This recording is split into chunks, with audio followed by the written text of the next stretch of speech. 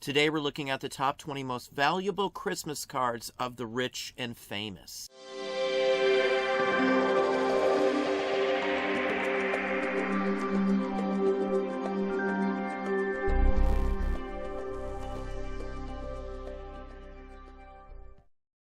Hey, it's Don. Today we're going to look at the top 20 most valuable Christmas cards of the rich and famous. Christmas cards are something that everybody sends out. There are hundreds of thousands of Christmas cards from the rich and famous all across the globe. They turn up all the time and they can be worth a lot of money.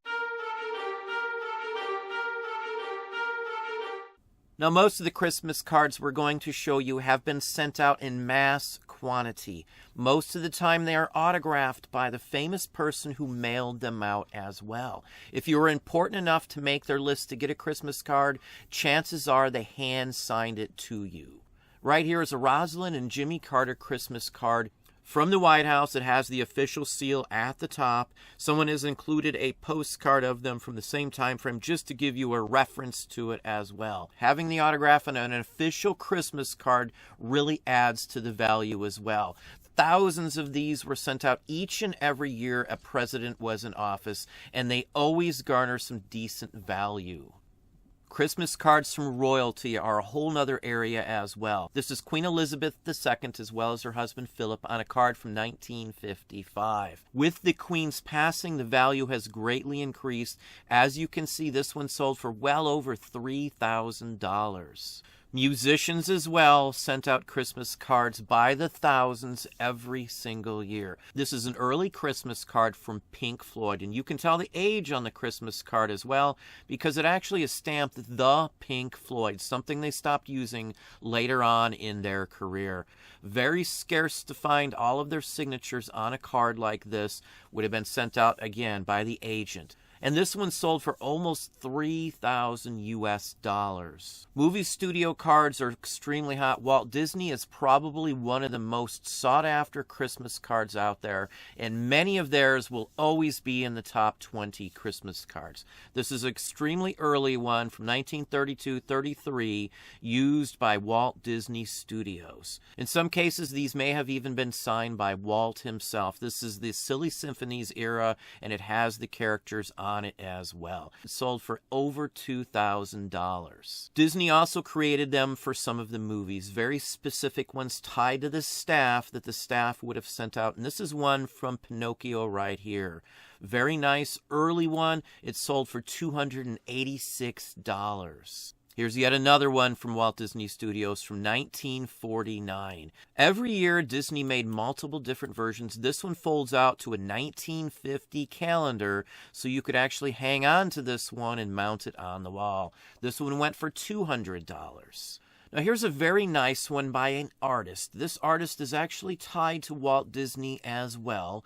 Ivan Earl did the backgrounds for many different Disney movies, including Cinderella. This one mimics and follows right along with Cinderella's backgrounds.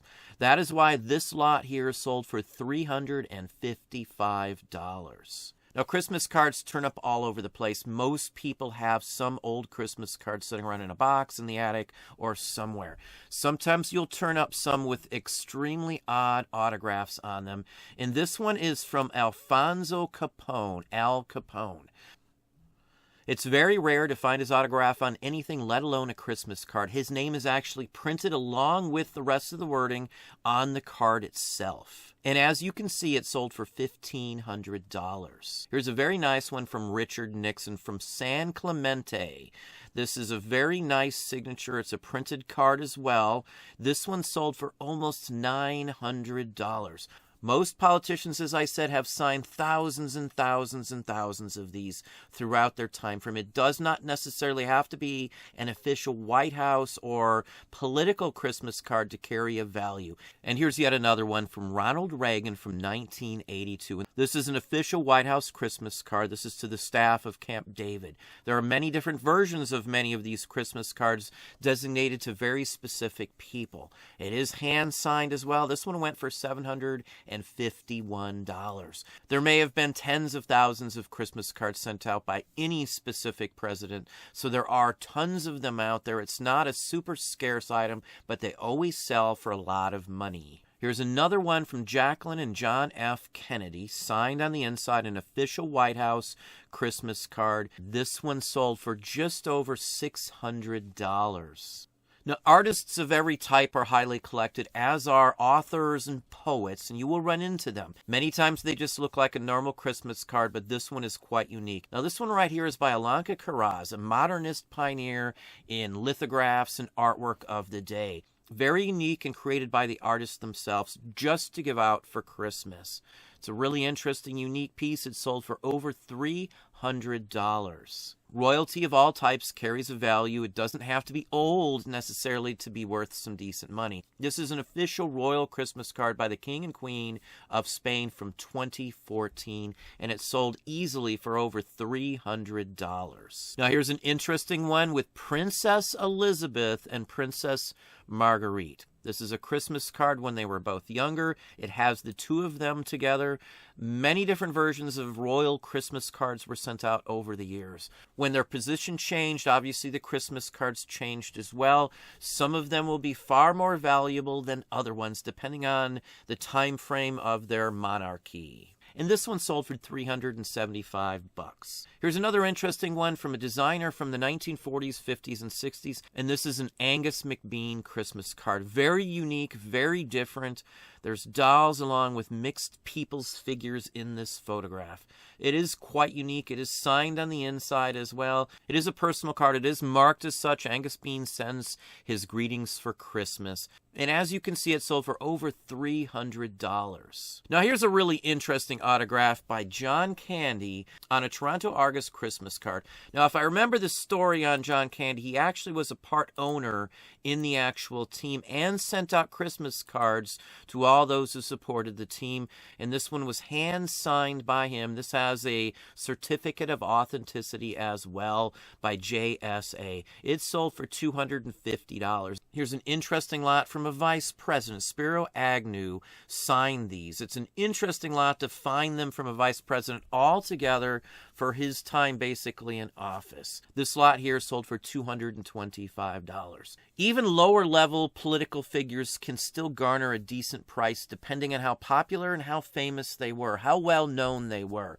Now, just like Pink Floyd, most other musicians will carry some sort of value. Most of them had personal Christmas cards as well as ones produced by the studios. Many times they signed them like this Bobby Darin Christmas card here. This one sold for almost $188. It has his image on the front, so this one was probably produced by the actual studio for release to agents and things like that. Sports-related figures are the same thing.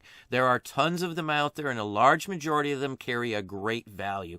This is Gorgeous George, a very well-known wrestler back in the day. This is a custom one as well, sent directly from Gorgeous George and his family. It actually has his return address on it also, Gorgeous George ringside, and that is what the picture is here. This one easily sold for well over $400. And here's just one more example. This is Ferry Porsche, which is obviously tied to the Porsche automotive industry. His father was even involved in the manufacture and founding of VW, Volkswagen as well. So something like this is highly sought after by a large group of people. Car fanatics would love to have a Christmas card signed by Ferry Porsche himself. You never know, you may have some of these sitting in your attic, in your parents' or grandparents' attic, and you may not have a clue. It's one reason why you should always check your Christmas cards before you discard them, because you never know, they may be from someone rich or famous or carry a horrendously high amount of value. Well, there we have it. Hopefully that gave you some ideas, some thoughts. If you enjoyed this video, please hit that like button down below. You can also hit the bell icon to be notified if I post new content or go live. Subscribe and tell all your friends. All I want for Christmas is a bag of explosive kittens. All I want for Christmas is a pair of living mittens. All I want for Christmas is a microwave noogie. All I want for Christmas is a big expensive cookie. All I want for Christmas is a bumblebee toupee. All I want for Christmas is a cast iron souffle. All I want for Christmas is a Paul F. Tompkins mask. All I want for Christmas is some Kool-Aid in my flask. Want you you all to just relax and spend your reservations, that I may or may not be taking the easiest route.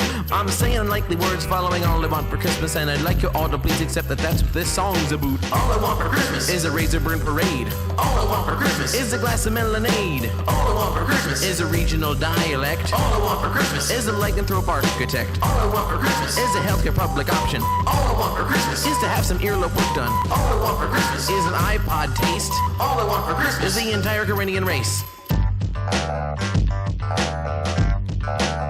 All I want for Christmas is the Alvin Show on Blu-ray. All I want for Christmas is my very own Captain Janeway. All I want for Christmas is a polyester lotus tree. All I want for Christmas is for Paul and Storm to notice me. All I want for Christmas is a roadkill hoagie. All I want for Christmas is a vintage Floby. All I want for Christmas is a year of good hair days. All I want for Christmas is some radio airplay.